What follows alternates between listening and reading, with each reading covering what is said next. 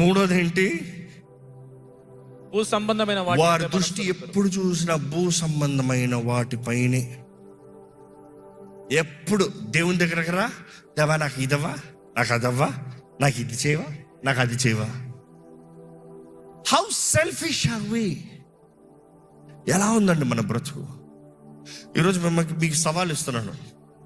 యేసు నీ కొరకు ఈ లోకంలో దీనుడిగా వచ్చి ఆ మహిమను విడిచిపెట్టి ఆ కోట్లాది దూతల మధ్య స్తుతి ఆరాధన చేయబడుతున్న దేవుడు నీ కొరకు దీనుడిగా తగ్గించుకుని వచ్చి నిన్ను ప్రేమించి నీ కొరకు 33.5 సంవత్సరాలు పరిపూర్ణ మానవుడిగా జీవించి అన్ని విషయంలో శోధించబడి ఏమాత్రము ఆయనలో నేరం లేకుండా హి హస్ ప్రూవ్డ్. అరే నీ కొరకు నేను ఇంత త్యాగం చేశాను నిరూపించాడు. ఒక్కరోజు త్యాగం కాదు, ఒక పూట త్యాగం కాదు.